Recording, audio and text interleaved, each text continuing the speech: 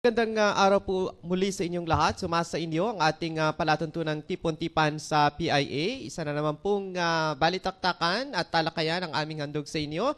Ngayon pong ikalawang episode ng ating programa ngayong 2015. Ito po muli ang inyong lingkod, Oliver Tamayaw Bakay. Siyempre sa ngalan ng ating Regional Director, Director Purita sa Montelica. Sumasa inyo ang ating palatuntunan sa loob ng isang oras na talakayan. At siyempre ngayong umaga kasama natin ang ating mga media practitioners. Mamaya papakilala nila ang kanilang mga sarili habang sila ay magtatanong dahil ngayon ay meron pong isang nagbabalik probinsya na ating pong guest ngayong umaga mula po sa Technical Education Skills and Development Authority.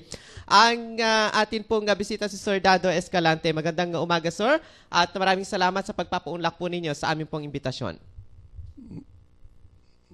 Magandang umaga din, Oliver, at ako'y nagagalak in behalf of our regional as well as provincial director.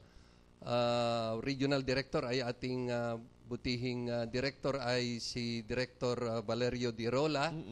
At ang ating provincial director, Director Charito Santos, who is not around, I just would like to inform the public that our provincial director was slated for a 2 weeks training in Manila for an industry-based and a 1 week training in Singapore together with the other provincial and regional directors of our country.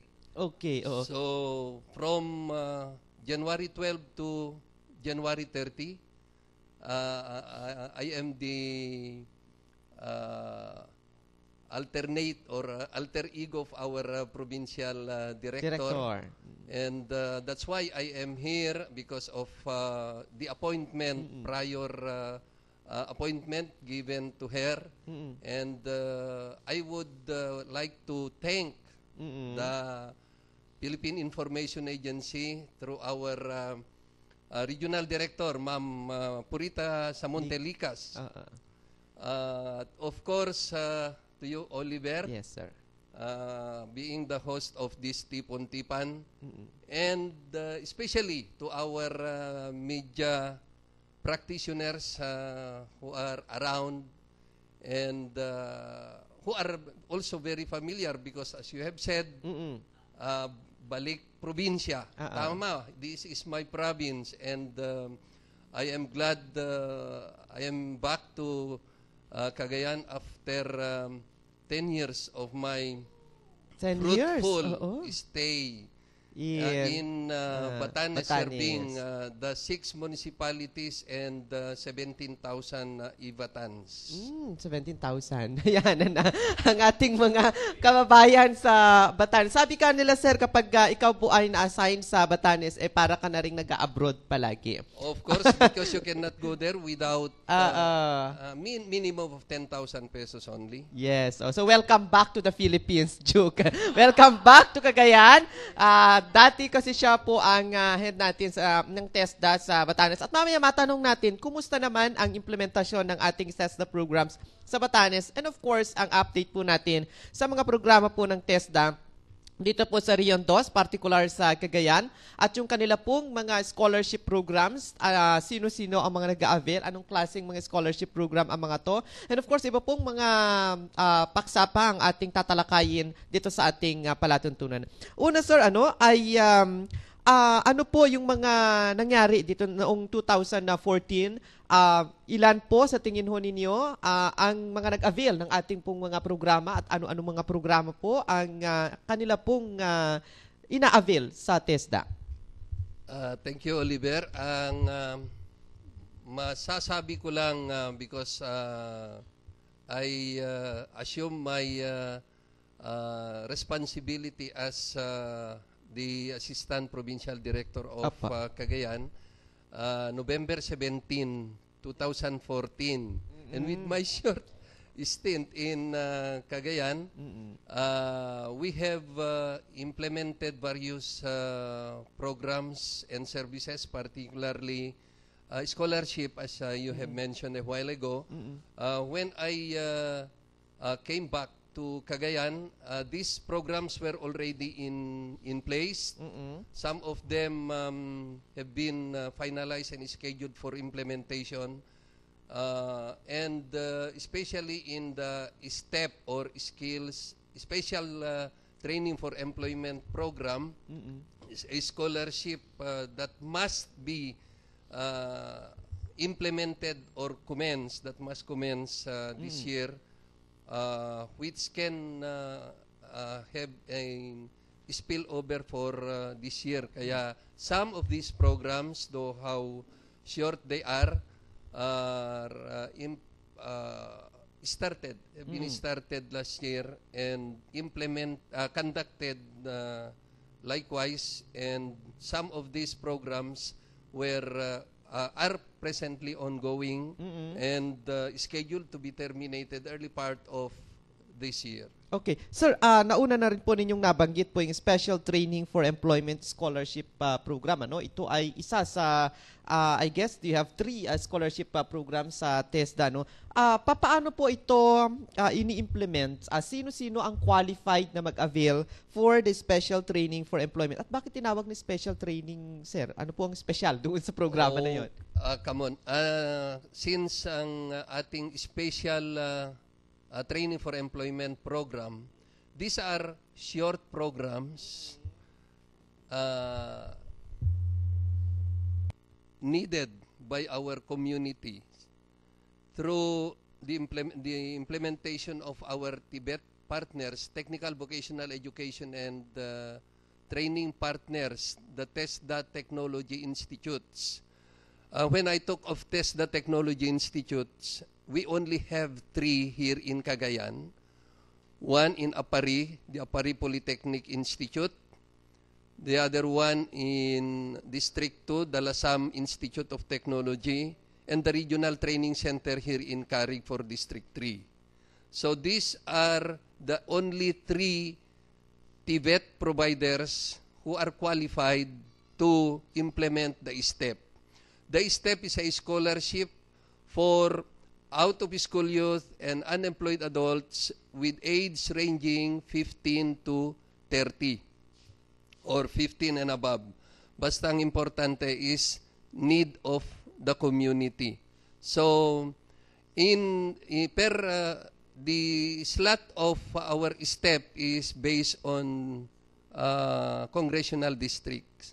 So, the allocation of course is pare-pareho, no? But the slot is different depending upon the program being implemented by this institution. Okay. This institution, by the way, the modality of implementation is the institution goes to the community. Okay. So the kayo learners ang pumupunta sa kanila to train them. Yes. Oo. Pero sila ay ina-endorse ng ating mga representatives, I mean the congressmen. No, or identified.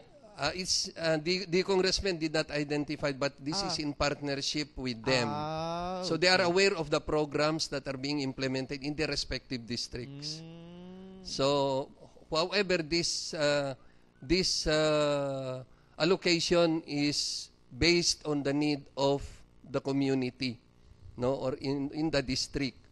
So, as I've said, the modality, for example, the regional training center, we cannot bring the facilities in the community if the program that is being planned for implementation requires a facility which cannot be brought to the community. Kumbaga sa hindi yun yung na-transfer.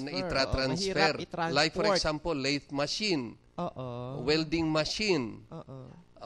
Mayroon po, pero ang mga learners pupunta po sila sa ating center. But there are programs which can be implemented in the community.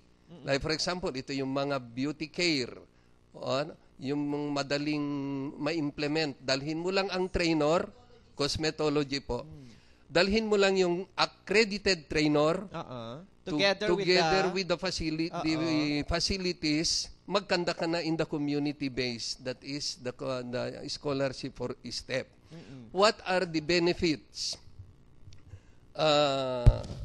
given to our learners or our trainees of this scholarship? This first is the training cost. Free po ito. Second is the assessment cost. At third is the allowance. And of course, meron din silang toolkits. No?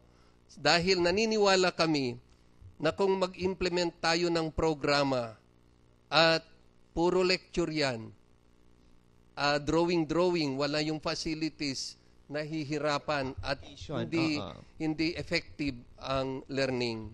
So, kung halimbawa tayo'y mag-conduct ng training, kaakibat ng meron tayong facilities that is required to develop the skills or competencies, ay madaling matuto yung bata at saka hindi boring. Ano, ganun po yung aming Sir, ito pong mga costs na ito na sinasabi niyo, ito yung pinoprovide ng TESDA. Yes, this is the scholarship fund. Okay. No. So, una, as I've said, training cost. Saan pupunta yung training cost? Doon sa school. Yes. So, in the name of API or Apari Polytechnic Institute, the allowance is directly given to our trainees in a check form. Ayaw namin yung cash. So, check na lang. Mas madaling mag-disburse at saka wala pang Okay. Pangatlo, the assessment cost. Kung halimbawa, ang assessment center natin for that particular training ay wala sa API, mag-identify tayo ng assessment center, that assessment cost will be paid directly to the assessment center for 500 pesos per examinee or per trainee. Okay. Ang allowance po natin ay 60 pesos per day. Maliit lang po yan. Pero hindi naman yan ang importante eh. Dahil with or without allowance, ang importante po yung kanilang matutunan. And we are grateful and we appreciate very much our trainees because these are not the priority. When I say this, the allowance. Yes. Dahil with or without, pupunta pa rin sila. Okay. So, ang mas importante is the learning. Sir, may katanungan or follow-up mula kay kasamang Digna Pagulayan. Thank you, Ver. Good morning po, sir, and welcome back. Thank you, ma'am. Itanong ko lang, natuto kang magsalita ng Ibatan. ng Ibatan, sir. Natuto ka. For 10 years, sir. Siguro natuto 10 ka na. years ba naman, Oo Mother? nga. Decade lang, ma'am. Decade lang. Naintindihan ko yun. Konti lang. Konti lang daw. Oo. Okay. Balikan lang po natin yung sinasabi po ng yung mga courses na idadalhin sa community. Now, halimbawa po dun sa cosmetology, who will identify yung mga participants, sir? Doon sa community at meron bang limit kung ilan ang magpa-participate? Ang pag-identify ng participants is we leave that to the congressperson, to the barangay captains or LGUs for that matter, and of course ine-encourage din namin ang participate na non-political, non-partisan din kasi kung minsan yung sa amin, but inaano naman nila sa amin, bahala na kayo dyan, basta inform us kung sino yung mga beneficiaries na trained para alam namin kung ano ang nangyari sa kanila. Ganun naman ang karamihan na inano ng mga congresspersons po natin. Okay. Yeah, itanong ko lang, Ver, kung tuloy-tuloy ba yung pagkuha ng yung mga enrollees for electricians, sir? Kasi nabalitaan ko noon na mayroon pong ginawa rin ganyang training para maging electrician sa community. Particular community, ma'am? Opo. Are you aware po, sir? Sa Solana po kasi ito,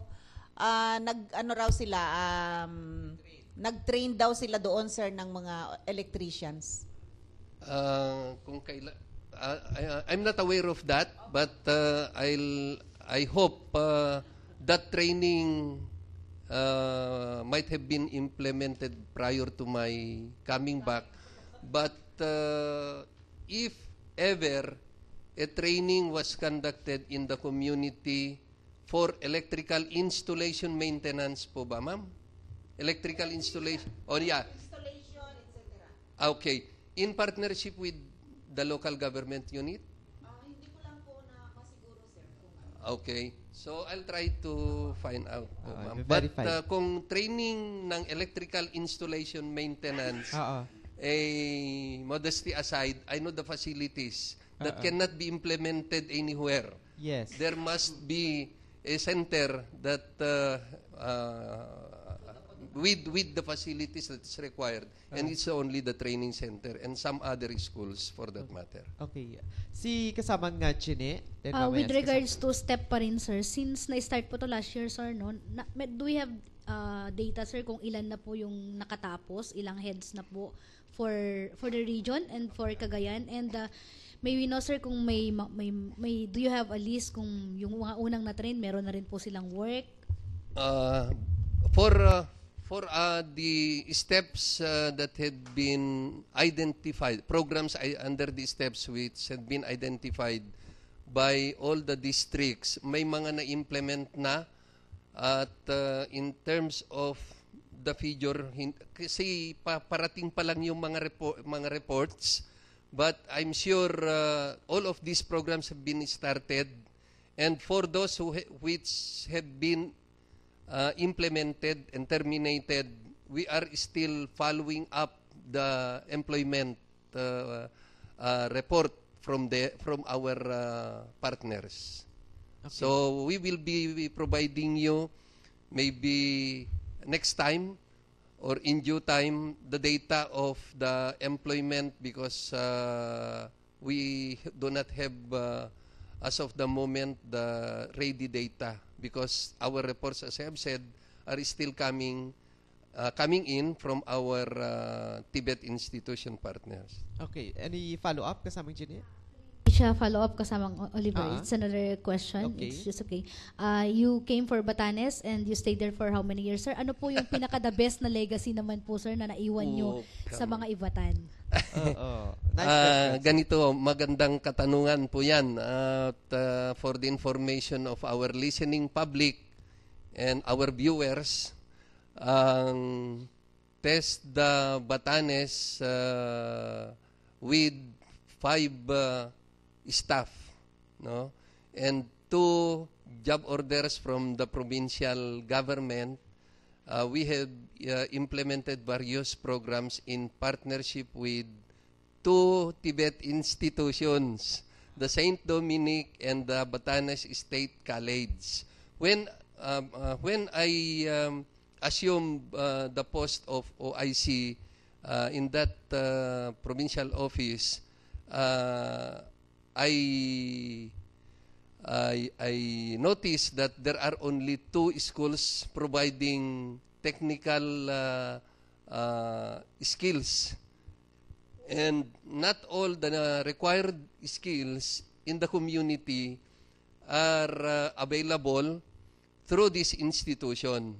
So when I finished a training conducted by when I attended a training conducted by NEDA, which is the project development program, a 2 weeks training, no? Di ko na alam anong, that was 2005, dito sa region, ako ng re-entry project na establishment of a training center to complement the Tibet schools in Batanes. So I lobbied with the governor, the present governor, Governor Vicente Gato. The congressman, the secretary now, Abad, and the wife, the congress woman, Dina Abad. And they funded the establishment of the center. And modesty aside, that is the the center that I can say I left legacy. a legacy to the Ibatans. Yes. We started a training in caregiving, but that was the administration of the former governor Castillejos, Poro Castillejos. So, bale dalawang provincial directors ako dumaan. Mas mahaba nga lang kay Governor Gato, kaya medyo natagalan din ang aming partnership. So, nakita niya ang need. Nakita niya ang necessity of establishing the center. Dahil kagaya ng caregiving, this is not being offered by the two institutions before. So, itong caregiving was opened through the administration of Governor Castillejos, and we were able to train 24. Ito naman ang mga participants natin noon ay sila yung mga graduates ng St. Dominic College, yung degree course nila, may mga teacher, may commerce graduate. Sila yung mga unemployed, educated, unemployed. Kumbaga wala pang trabaho noon. Then when we opened the caregiving, sila ang naging aming pioneer trainees, and they graduated. And would you believe, 11 sa kanila ang nakapasok ng trabaho, hindi lang sa Batanes, kundi sa Manila and abroad. So, napakagandang umpisa. Nag-expand ng dressmaking, meron ng automotive servicing, welding kako sana, may commercial cooking, housekeeping, dumami. So, lahat ng mga programs na inoffer namin doon sa center, hindi nagdo-duplicate doon sa dalawang eskwelahan. Complementation yung ginawa ko. So, in partnership with the local government unit, nakuha ko ang simpatya nila at kahit naman siguro magtanong kayo kung ano ang nagawa natin dyan, maliit lang na probinsya, madaling malaman kung anong ginawang maganda, madaling malaman kung anong ginawang masama. No? So, sa akin, umalis ako na alam kong nakatulong naman tayo sa pamamagitan ng pag-establish ng center. And that, to me, is a legacy which I left to the Ibatans. So, napakaganda, no? At naging maayos yung kinahinatnan ng mga programa natin dyan sa probinsya ng Batanes. Sa kanyang katanungan si kasamang Angeli. Yes, sir. Good morning po. Sir, Morning, nasabi Angie. niyo po kanina na yung congressional staff na at mga barangay captains ang nag-identify ng beneficiaries. Matanong ko lang po dito, wala po bang conflict, wala po bang skills matching muna or screening na nangyayari sa baba bago sila isalang sa training?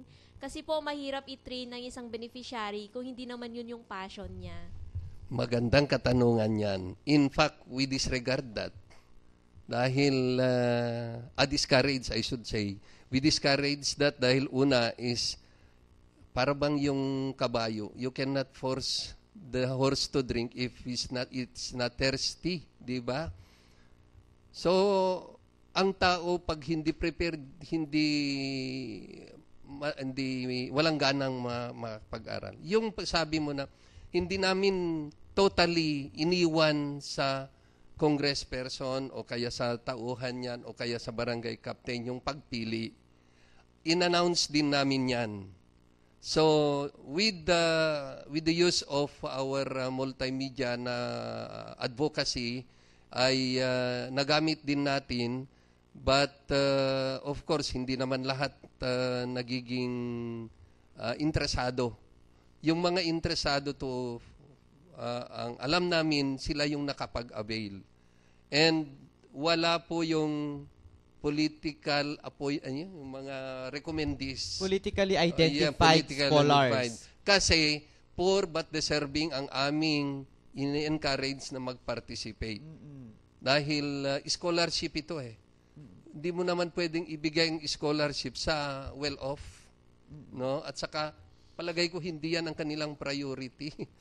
No? So, I do agree with you yung sinabi mo na ang kanilang pag-aral ay hindi maayos kung it's not their passion. So, we do believe that those who availed of our programs are those interested, not influenced, nor recommended politically identified na recommendees. So, yan ang aming masasabi, and this to us give an essence to the the selection of primary beneficiaries. Okay, for the benefit of the others, yung unang scholarship program na sinasabi ni Sir Dado Escalante ay yung pong step or yung special training for employment scholarship program na kung saan ay pwedeng i-implement ito sa Apari Polytechnic Institute, sa Lasam Institute of Technology at saka sa Regional Training Center. Dito yung kumbaga training area nila, pero ito ay in partnership with our congressional districts. Yun yung kanyang ina-explain. Pero isa pa lang yan doon sa 3 scholarship programs nila. So, kasamang Marvin, bago tayo mag-jump doon sa Grassroots Participatory Budgeting Scholars at saka doon sa Training for Work Scholarship Program, sa iyong katanungan muna. Good morning po, sir. Gusto ko lang po i-klaro kung kasi di ba may ini-implement din ang DepEd regarding po doon sa yung alternative learning system nila. Sila din po ba, sir, yung mga beneficiaryo ng scholarship program po ninyo na yan, sir? Napakagandang tanong yan at very timely dahil kahapon I was with the DepEd for the Abot Alam and some out-of-school youth in our municipality dahil this is division of Tugigaraw City. So, sa pangunguna ni Dr. Gilbert Tong, yung City Division Superintendent. And TESDA is one of the partner of the DepEd in the implementation of this program. So, ang ginawa ko, i-share ko yung programa dahil this is the intervention that we can provide to them. At ang sabi ko sa kanila, sana mas maaga man lang tayong nagplano nito. Baka siguro nakakuha ng islat ang ating mga kasama. They are not, maybe, kasi ang plano is OSY free daw ang Tugigaraw. So sana kung wala ba talaga? Earlier, hindi nga, plano. Kasi gagawin nila. Alamin, ganito kasi, if I may just give info bits about this. Ang Abot Alam ay initiative ng DepEd through Brother Armin Luistro to reach out our out-of-school youth ranging age 15 to 30 nationwide. At ang plano, 1 million yata up to 2016 or this year.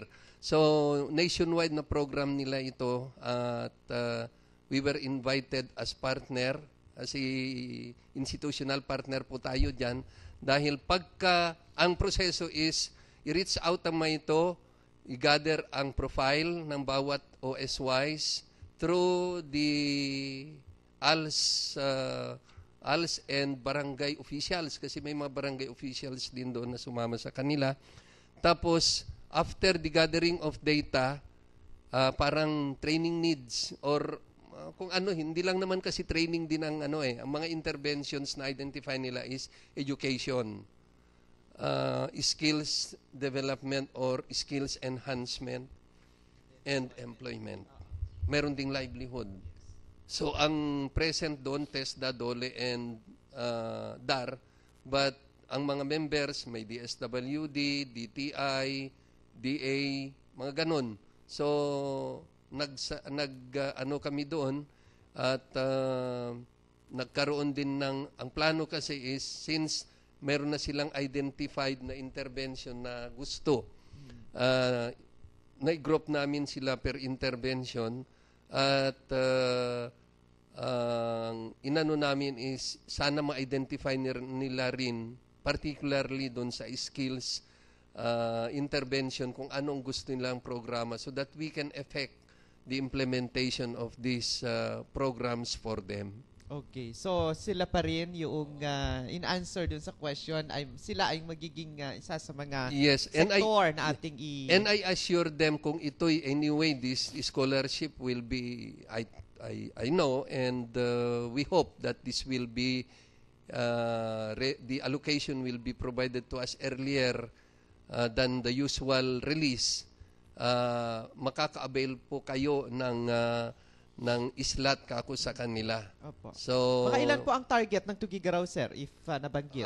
Nabanggit nila na yung tinarget nila na 500 OSYs na nag-increase yata kasi continuing din yung Yes, kanilang assessment. pag i-interview o kaya pag-gather ng data dahil ang OSY maybe last month hindi na OSY Ngayon. maybe at this time. Opo. So, continuous yung kanilang pag-gather ng data. Okay. So, At ang data na nai-release nila, hindi na nag-double yata, kaya 1,000 na. So, padami ng padami. I don't know the reason why.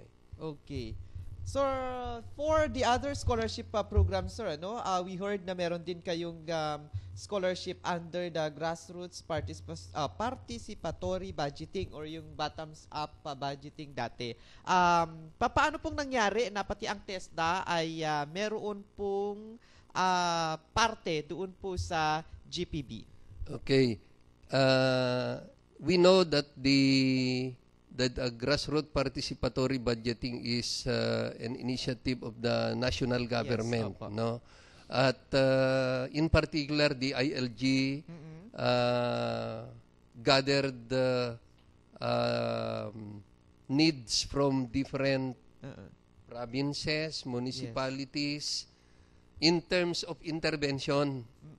Dahil itong mga tao din nila, kailangan din nila ng tulong. So, sa halip na direct financial assistance ng ibibigay, ay inalam. So, meron tayong may mga series of meetings with the LGUs, provincial and municipal levels.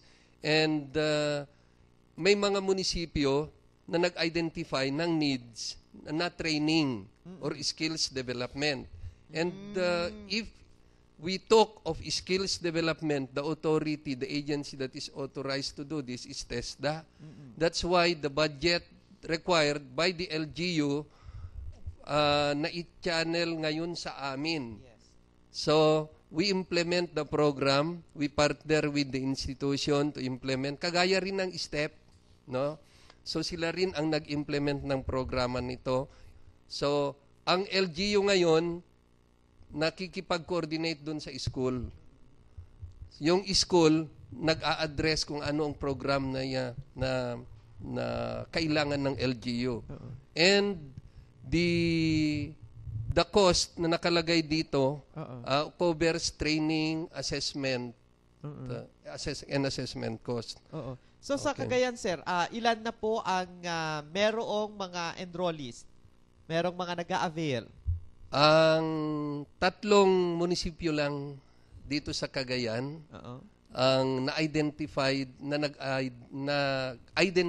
o nagplano na skills development ang kanilang intervention dito sa grassroots participatory budgeting. 2 from the District 1 and 1 here in District 3. Bugay and Gonzaga and Tugigaraw. So ilan po, sir? Ilan ang as of October 20, 2014, Bugay may 20 sa food and beverage services, 20 rin sa small engine servicing. Ang nag-implement ng program nito is the Apari Polytechnic Institute. They have the expertise and the facilities. In Gonzaga, we have the beauty care, same school ang nag-provide ng training. And in Tugigaraw, meron pa yung housekeeping, commercial cooking, and dressmaking all in Gonzaga. And Tugigaraw, we have the manicure, pedicure, and hair cutting. So ito yung mga na-identify na skills. Some of these had been implemented kaya hindi na naisama dito kasi as of itong data. So inuulit ko lang yung sa Bugay, they have 20 sir, 20. Yeah, 20. Implemented na kasi yung... Opo. And then sa Gonzaga, they have 121 all in all. Iba-ibang program yon.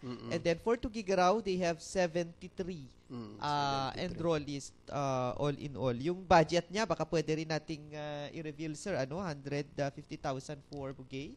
150,000, may balance pa na 107. Ayan, balance as of October. Okay. Tapos Gonzaga, kasi mayroon pang unimplemented. 800,000 ang Gonzaga, may balance na 98. So may mga programs din na ongoing. Yes. That's why wala pa dito Yes. sa atin. Oo. And for Tugigaraw, City, 400,000 may balance na 231.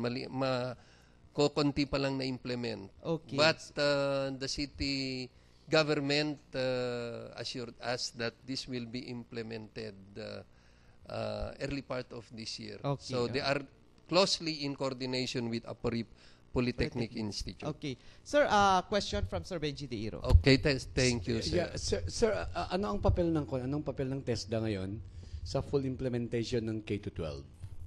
Ang galing naman. Di ba kasi sabi nila yung sa K-12, one of the purposes is para kahit paano, kahit na hindi siya nakapag-college na, he can earn his own living na ganun. So definitely papasok ang TESDA. So anong papel natin doon? Sa in-school. Sa in-school, Sir Benji, ay maraming salamat sa iyong katanungan. In-school first, we prepared the teachers to handle the technology livelihood track. In what preparation are we doing? One is we have them to be assessed and certified in an area which they possess. No, like for example, in welding. No, before that trainer or that teacher can handle a TLE program, he must be certified. Shielded metal arc welding NC2 dapat passer. Second, he must attend the trainer's methodology. The trainer's methodology runs for 15 days. A pedagogical and andragogical style of teaching.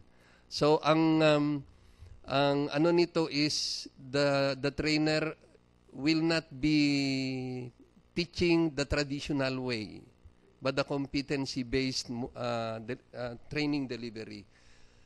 Upon finishing the course of trainer's methodology and passing the course, he or she will be entitled to be given a TMC, trainer's methodology certificate. So, NC2, TMC holder, now, he will use these credentials in applying for a National Tibet Trainer Certificate which Manila will issue. So, pag dumating na yung NTTC certificate yung trainer, that's the only time that he is qualified and eligible to handle that program. We are doing this for all TLE in Cagayan. We have I think, DepEd, in coordination with our provincial office, requested for the assessment of the TLE instructors who had not been certified yet. And we have started and continuously doing this with our technology, TESDA Technology Institute in Lasam, Apari, and the training center. Okay. Now, in the in-school, other than that is, of course, mayroon kanilang curriculum. May curriculum kasi ng DepEd. So, yung TLE kasi, specific TESDA's role yan. So, we prepare the teacher to handle that. Okay. Now, the DepEd, we know for DepEd na hindi naman kasi vocationally lahat ay qualified. No, sino kaya ito? Okay. So, ayun yung preparation ng TESDA for the K-12, the subject, especially dun sa technical or technology, livelihood, education, sir, ano? Yeah, TLE. technology, livelihood, education track. Ang sinasabi ko is, DepEd has also opened in partnership with these institutions which can assist them in the practicum or the hands-on side. Dahil ang hindi lahat ng mga identified secondary are ready and prepared to handle that curriculum. Ano? So, meantime, since wala pa sila, they open for, pwedeng makapag-apply ang mga institution to assist them in the skills development of the senior high schools. Okay. Si kasamang Tere sa kanyang katanungan. Thank you, kasama Oliver. Good morning po, ARD. Morning. Yes, sir. Kasi we've been hearing about yung sa yung sa beauty care, ito po housekeeping, commercial cooking. Yan, ito po yung mga traditional na na ino-offer ng TESDA. Matanong ko lang po, meron ho ba tayong bagong mga programs na dapat buksan, especially in preparation po dito sa ASEAN integration, para maging responsive tayo sa market? Napakagandang tanong po yan, ma'am. By the way, wala na po tayong commercial cooking. Meron na tayong, tawag dito, cookery NC2. No? Cookery. Bakit tinago, sir? Bakit cookery na siya? Hindi na siya cooking. Mas na kasi, by the way, napakagandang tanong yan. Dahil, sad to say, that Philippines, for some areas, competition areas, Philippines have not fielded competitors in automotive servicing and other areas na which we do not have the capabilities. And in connection with that, the national leadership is doing a re-engineering and even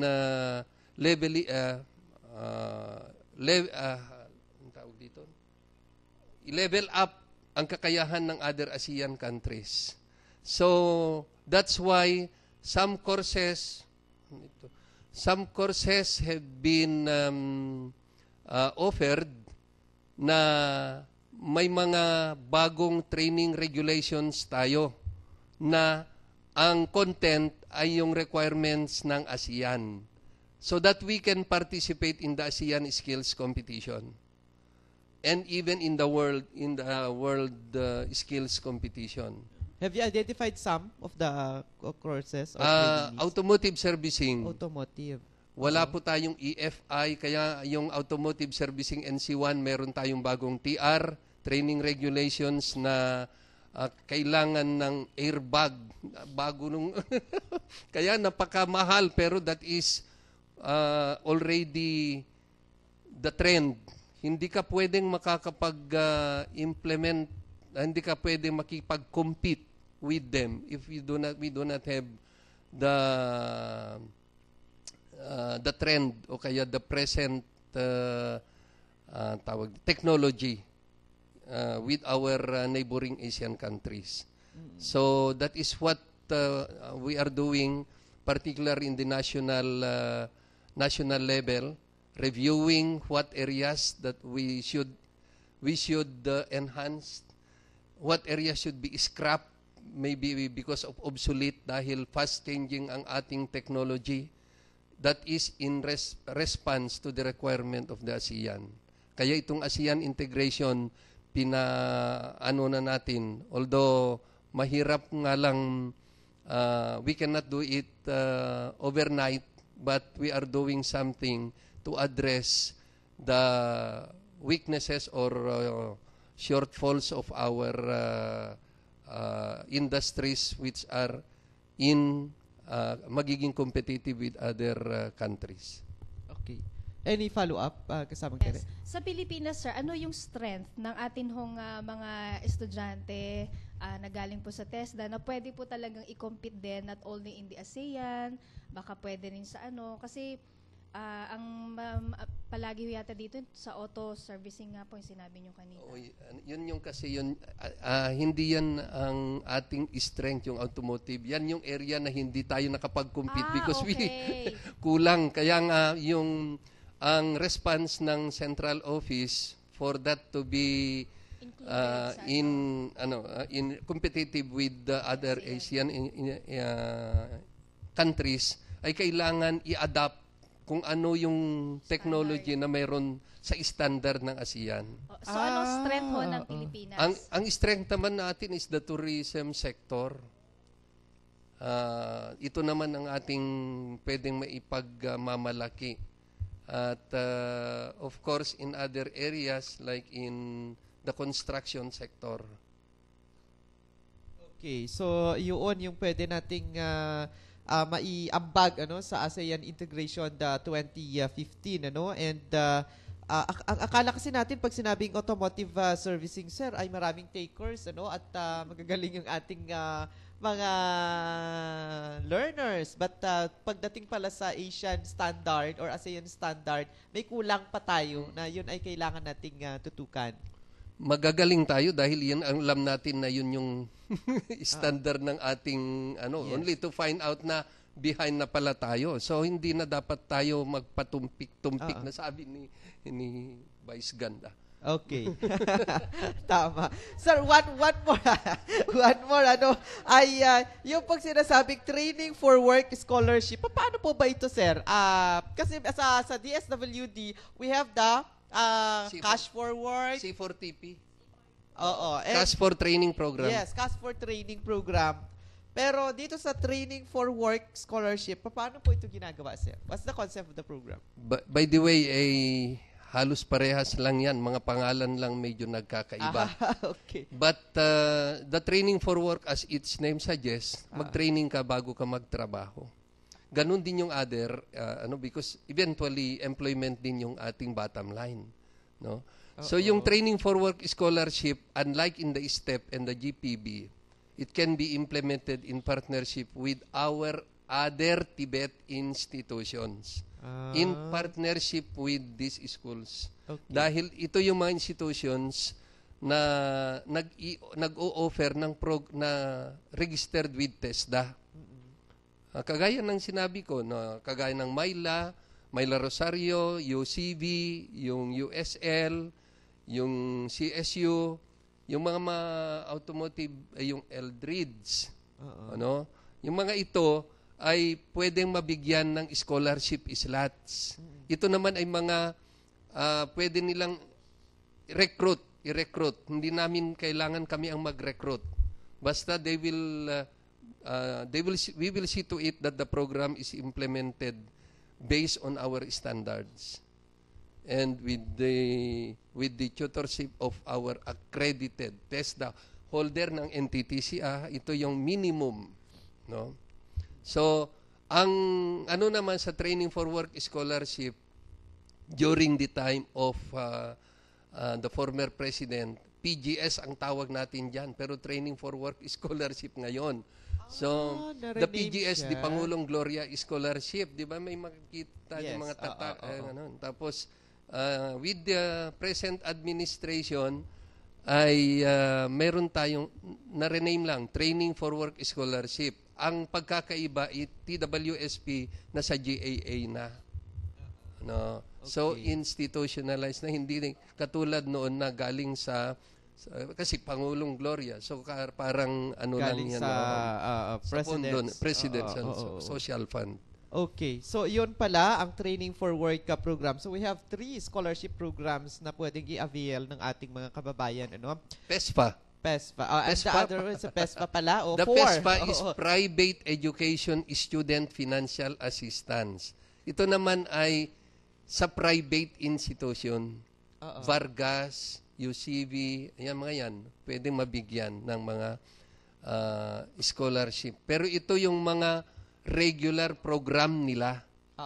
Hindi ito yung may konting academic subjects. Unlike in the in-center, Wala po tayong tool subjects, puro skills. Parang, I remember yung computer hardware servicing program nila, 2 years yata yun, na isang kabahagi ng ating PESPA program. So, yun pala yung PESPA scholarship na sinasabi ho nila. So, sir, ang atin pong katanungan ay, kung meron pong mga gusto pong mag-avail, alam po natin, may mga kababayan no tayo, lalo na sa mga nasa liblib na pook, kahit naririnig nila na may TESDA, sometimes hesitant sila or kaya ay, nahihiya or wala silang lakas ng loob na pumunta po sa inyong tanggapan. Paano po ang approach ng TESDA para sila rin po ay maka-avail ng ating pong mga programa? Okay, meron po tayong partner dito sa local government units. Ang tawag natin dito ay Community Training and Enterprise Coordinator or CTEC. They are our partners in the planning and implementation of programs in the community base. But that is not their limitation. They can dish out information about TESDA's programs. Para bago pupunta yung client, kung halimbawa interested to avail of the programs in the center, ay pwede lang magtanong doon sa CTEC or anyway, kung taga-Tugigaraw naman, ay 7 kilometers lang naman from the sentro. At andyan ang aming provincial office, the regional office, and the regional training center. 3-in-1. Nakita nyo yun yung Ma'am Digna, Yeah. Kasi malapit yung isang bahay niya doon. But, yes, kasamang Jenny, bago sa ating ibang katanungan. Kasi parang nabanggit lang po nung pinsan ko nung last week, sir, na parang i-scholar yata siya ng PNP sa TESDA. Meron po ba kayong partnership with PNP, sir? PNP, Philippine National Police. Wala pang tawag nito. I don't know. I don't know here in Cagayan kung mayroong MOA kasi so far wala pa naman akong narinig. Baka with the regional training center but not in our provincial office. If that's the case, mayroong agreement na i-train lalong-lalo itong mga retirable na gustong mag-fallback sa training or skills entrepreneurial activities. And itong mga ito, they can apply as walk-in. O kung meron man scholarship siguro, depende kung may nakapag-agreean. But I am not aware lang kasi. Okay. Next question, si kasamang Digna. For the para po sa kapakanan ng ating mga tagapakinig at taga-subaybay, ilang buwan po ang bubunuin nitong mga scholars na ito sa kanilang pag-aaral? Ma'am, napakagandang tanong. Ang ating modalities, the in-center, the school-based, ay hindi sinusunod yung traditional na pagtuturo. While we have the nominal duration, it does not mean na ang bata, except for zero knowledge. Dahil we have the RPL, Recognition of Prior Learning, na ibig sabihin, kung ikaw ay papasok, mayroon kang konting alam, hindi mo kailangan ulitin pang alamin. You can go through, kasi workstations po tayo or competency-based delivery. So, ang sabi ko kay Oliver kanina, every day, ang tawag namin multiple entry and multiple exit. It depends upon the learner kung how fast. Kung mabilis siya, fast din ang kanyang pag-exit. And the same certificate will be provided, training certificate for that matter. Tapos i-assess na kaagad, pag makapasa, national certificate ang ibibigay. Do you require OJT, sir? For our in-center, yes. I think even for other schools. Kasi especially kung meron kaming nakikitang advantage yung pupuntahan ng bata in relation to the equipment and the facilities that we have in the center. What I mean is, kung nag-aral ka sa center, maganda na ang mga equipment namin, pero kung mayroon ma-enhance ang skills ng mga bata sa pag-aaral in the industry or in the shop, yun ang gagawin namin. But normally, all our trainees go through that process. Okay, last questions. Ay, meron pa. Sige, kasamang Angeli. Habang nakikinig po kami, sir, sa mga programs nyo, na-encourage kami na parang gusto naming mag-enroll din. O, bakit Meron mag-shift po ka ba sa kayong entrepreneurship? special program, sir, sa mga employed na gaya namin, na after office, let's say sa driving, cooking, ganun po? Yes. Alam mo pala mayroon kami. Ano? As a matter of fact, we have started, the Regional Training Center specifically, ay meron na rin silang mga night classes. Night classes to accommodate, marami kasing mga slots, scholarship slots towards the end of last year. So nagkaroon ng night classes, and I think they are doing good. Maybe they will be encouraged to offer more. For driving, yes, definitely. At gusto ko lang ibahagi sa inyo na huwag kayong mag-enroll sa mga eskwelahan na nag-o-offer ng driving without TESDA's TESDA program accredited. Also, sir, use your mic, sir. Kasi yan ang aming domain. So kung kung mag-enroll ka at ipilit mo mag-aral sa isang eskwelahan na hindi TESDA registered yung program na driving NC2, ay parang sumakay ka ng kolorum. Na pag may nangyari, yan, oo. At your own risk. Lalo na may application na nakikita ko yung mga nagte-test drive sa tama ba? Nag-aaral sa daan. Yan ang sinasabi ko, nabigyan na rin namin ng particularly itong Irene. So certified po yung Irish Irene? Hindi po. Unfortunately, hindi po. Ilan po yung accredited dito sa Tugigraw, sir, ng mga driving schools? TESDA schools and some automotive schools here in Tugigraw. Okay, so last question na po, sir. Palagi pong palagi sinasabi ng ating mga opisyal, lalo na sa CESA at sa iba pong mga ahensya, na yung atin pong BPO o Business Processing Outsourcing, particularly yung tinatawag nating call center agents, hirap pong mag-produce ang atin pong rehiyon ng mga applicants. Meron mga applicants, katiting lang po yung nakukuha dahil medyo hirap po tayo doon sa articulation, diction, na matigas po yung ating itawis, matigas po yung ating ibanag. Kaya hirap po tayo sa call center agent. Pa-photo daw si sir for the reporting kay Vin.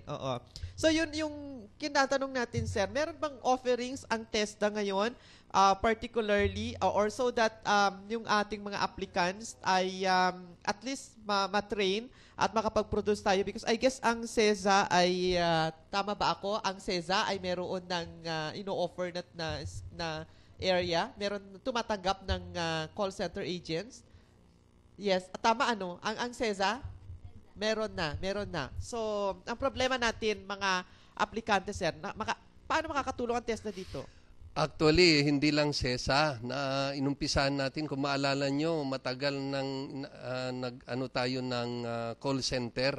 In fact, isa pa yan sa aming mga programs na inoffer sa scholarship para pagkalap tayo ng mga near hires ang tawag natin dyan. When we say near hires, konti na lang kailangan ma-develop para magiging call center agent ka na. Pero talagang hirap kasi alam naman natin na pagkausap mo yung sa kabila, diksyon na lang. Yes. Di ka na Iba maintindihan. ang tigas ng ating dila. By the way, we were tested by that, mayroon tayong 7 tawag doon, pro-speak, 7 pro-speak, 7 minutes na tinest kami. Una is mag-usap kayo. Tapos, pakinggan mo siya. Tapos ulitin mo yung sinabi. Wala, hindi ka na pamasa kasi iba na yung diksyon. Tapos, lalong-lalo na, kung may question siya, sasagutin mo. Hindi ka rin maintindihan. Oo, kasi iba yung pagkasabi mo. Yes. Iba yung articulation Yes. and diction. Oo. Tapos, So, doon tayo bumabagsak. pangatlo, pag-arrange ng may mga words na yan, i-arrange mo yan. Nako, hindi ka magkaintindihan. Sasabihin niya ng mga ganon, tapos i-arrange mo. Pambira. Talagang hirap tayo. I for one, nabagsak ako. Walang halos wala yatang pumasa sa amin. Oo. But anyway, ang sinasabi nila, tayong mga Pinoy daw ay magaling pagdating sa Ingles.